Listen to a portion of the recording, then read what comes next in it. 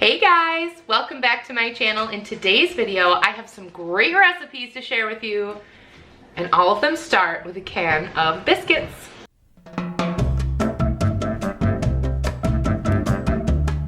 All right, if you're new here, hello, I'm Claire. Welcome, come on in, make yourselves comfortable. Do you like biscuits? Well, even if you don't, all the recipes I'm gonna share with you today are in fact made of biscuit dough, but not biscuits. I love a can of biscuits because they are affordable, they are usually available, they come in all sorts of price brackets, I guess.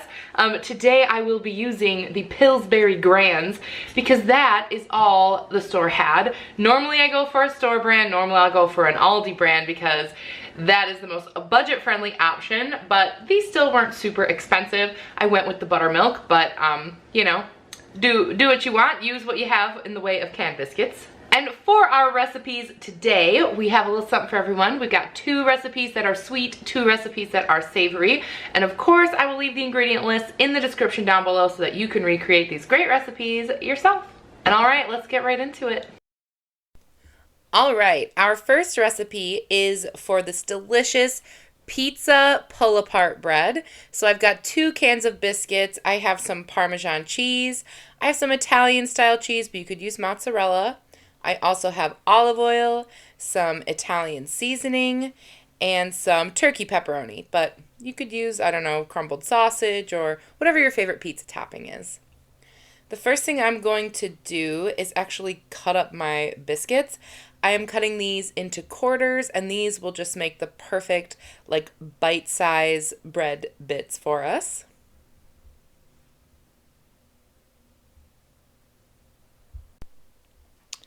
And once those are done, you'll see that is a lot of bread. Next, we are going to put our olive oil. We've got 1/3 cup of olive oil. This is garlic-infused olive oil just because I thought it would definitely make it taste even better. I'm also going to add 2 cups of my shredded cheese.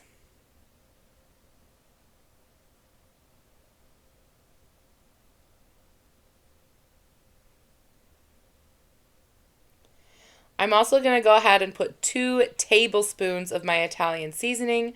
If you don't have Italian seasoning, you could use basil or parsley. I'm also adding a whole cup of Parmesan cheese. So this is about to be very, very cheesy. Now I'm adding a 4-ounce pack of my pepperoni in here. This is turkey pepperoni. I find that it's just a little less greasy when you go with the turkey pepperoni, but pick whatever your favorite topping is. And I'm just going to mix it all together and make sure that oil is like nice and distributed. And now, like a handful at a time, I am adding in our biscuits, and I'm just tossing them because I want them to be coated in our like oil, and they won't be like super drenched in oil, which is fine. You don't want them to be super greasy, but you do want them to be coated so that they don't just like grow together into one giant biscuit. We want to be able to pull this bread apart easily.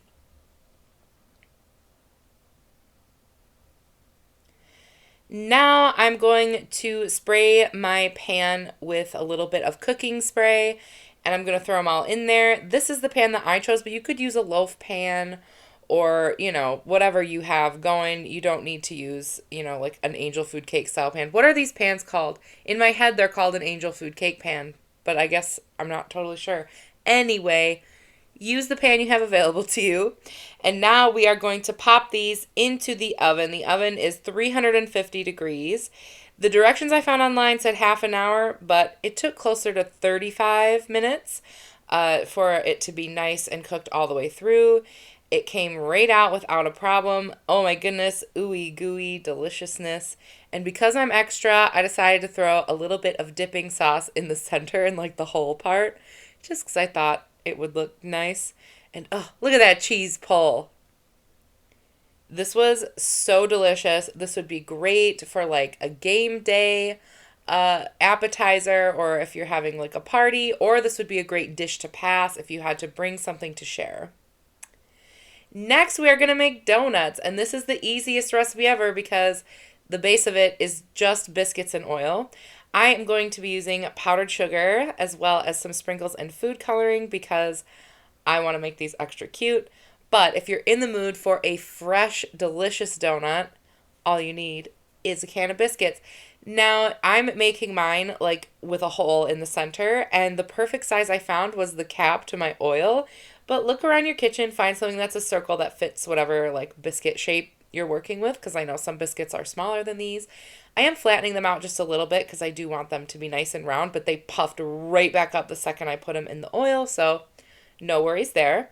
And also, you can use the centers to make cute little donut holes as well. This is such a simple recipe, but super effective. And I don't have a thermometer or anything. I just heated up some oil and I just would like dunk one of the donut holes in there every once in a while to see if it was hot enough. And that method worked totally fine with me. I didn't need anything special here. And once my donut hole got nice and toasty, I went ahead and threw in these donuts. And seriously, they took about a minute and a half on each side. They were so fast.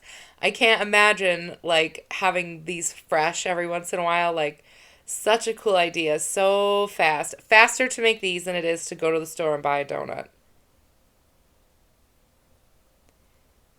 And of course, we have to frost them.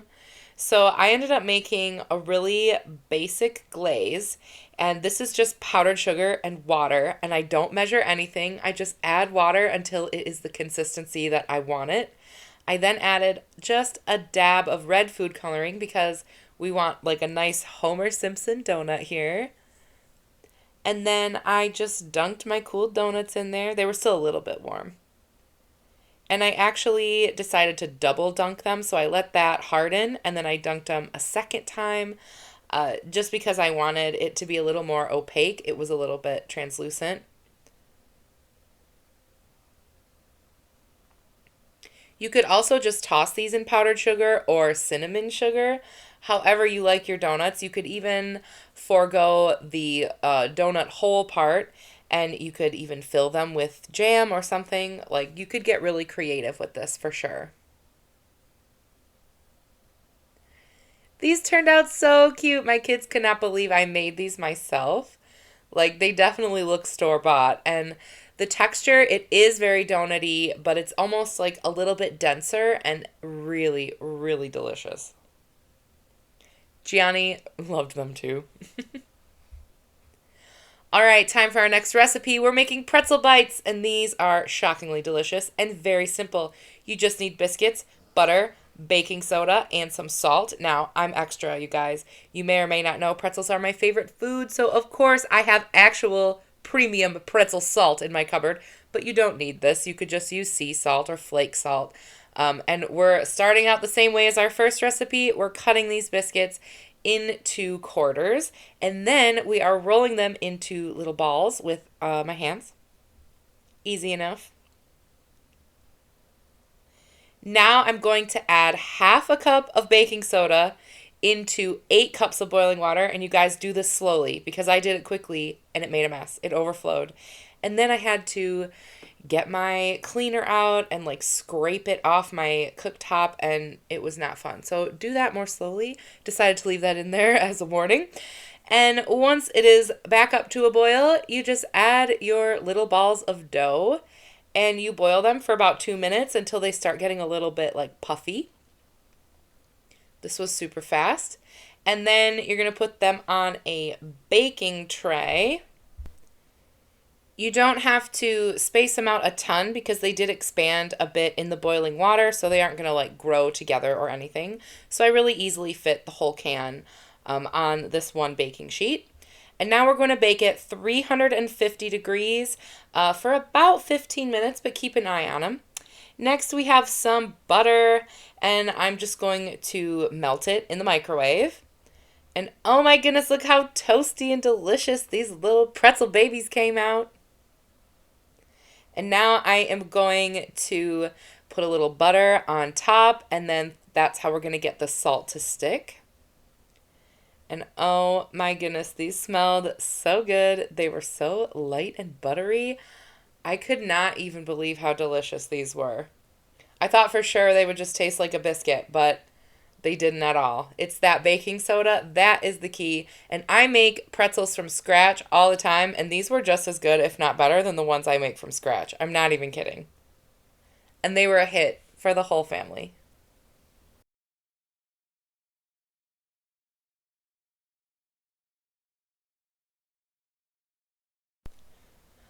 All right, time for our last recipe. We are making cinnamon pull-apart bread. I actually got this recipe from the Pillsbury website. You need 10 biscuits. You need just sugar and cinnamon and butter. Now we're doing the same thing again. We are putting them into quarters. And you might want to get the biscuit containers that have 5 biscuits in them because I got them with 8 biscuits. So I had some leftover biscuits for this recipe. Luckily, we have plenty of other recipes that we can use them with. Next, we have 1 cup of sugar mixed with 3 teaspoons of cinnamon.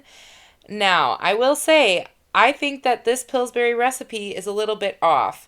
So I will leave a link to the Pillsbury recipe, but I needed twice that of the powdered sugar and also twice the butter. I needed a whole stick of butter, and I needed about 2 cups of sugar in order to coat all of my biscuit bits. So keep that in mind.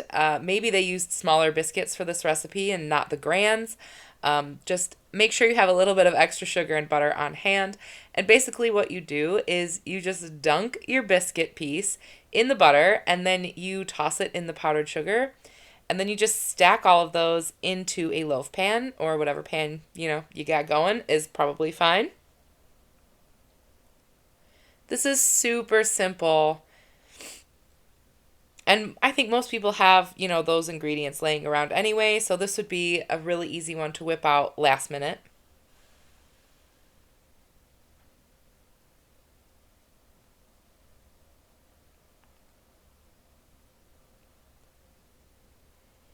And the recipe on the website says to bake this at 400 degrees. However, I think that oven was a little bit hot, so if I were to do this again, I would bake it at 350. You're supposed to bake this for like 20 minutes, but I think 350 at 30 minutes would be better because you'll see it did get a little burnt on the side. I will admit my oven is hotter on one half than the other. I don't know if that's normal or not. It just, if I don't flip things halfway through, like half of my baked good is like more toasty on one side. But anyway, not that that's super important in this moment. This bread was so good. I just, didn't eat the one that was like a little extra crispy.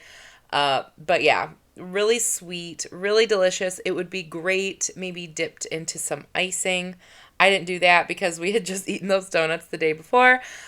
So I thought it was probably good as it was. And yeah, delicious. The whole family loved these.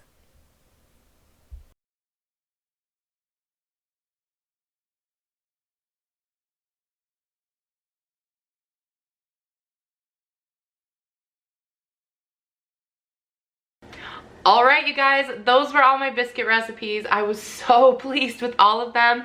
I think my favorite is gonna be the pretzel bites. They just were surprisingly so delicious. Leave me a comment down below. Is there anything you make with biscuit dough? I know I've used it in the past to make like dumplings and things like that. So I'd love to hear your favorite biscuit hacks. And of course, come on back for more. I post 2 new videos a week. I'd love to have you, and I'll see you guys in my next one. Thanks for watching. Bye.